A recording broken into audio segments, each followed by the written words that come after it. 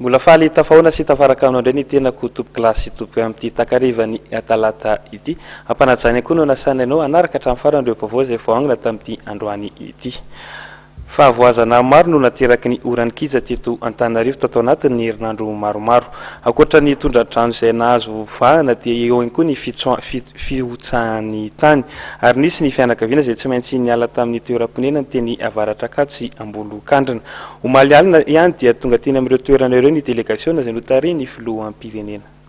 Fianakaviana 80 ny voatery tsy maintsy nesorina tamin'ny toeram-ponenany Omaly alina teny Avaratra Akato taorian'ny fanadihadiana nataon'ny teknisian'ny corps de protection civile sy ny BNGRC amin'ny mety hotsahan'ny tany sy ny vato amin'ny havoana eny Etsibolo Ambatomaro. Nafindra teny amin'ny trano université Antananarivo izy ireo. Nidina nitsidika ireo fianakaviana Traboneny Akato Omaly alina ny délégation avy amin'ny fitondram-panjakana notarian'ny filoham-pirenena Hery Rajaonarimampianina sy ny prime ministre Général Ravelonarivo Jean. Tamin'io Denis ny toromarika anomen'ny filoham-pirenena Hery Rajaonarimampianina.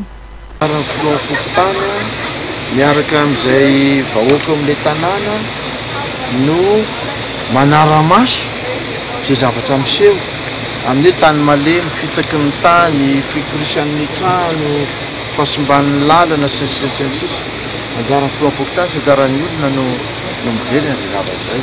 Dia manao tatitra haingana dia haingana fa ny tena zavatra voalohany tsy maintsy atao dia ny hamonjena ny ain'ilay olona. Araka le teniko teo hoe ny olona mamay azy dia le fanalana ny rovana.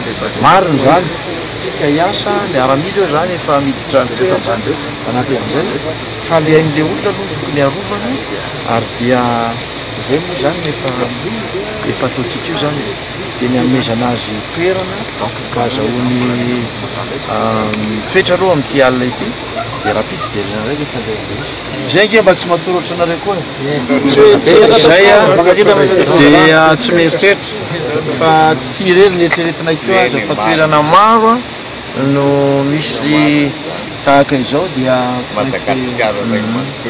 fa dia ny ataonay dia mampahery. Taorian'ny faharavana ny antra nateraky ny lotsakolana be loatra ary ny fisian'ny antsana sy ny havoana ahitana fambarany mety hotsahan'ny tany.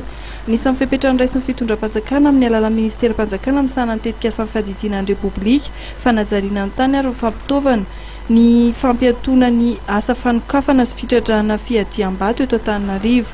Fepetra izay mivoaka nanomboka androany ary nianatra mandra-pisina fanapahan-kevitra vaovao.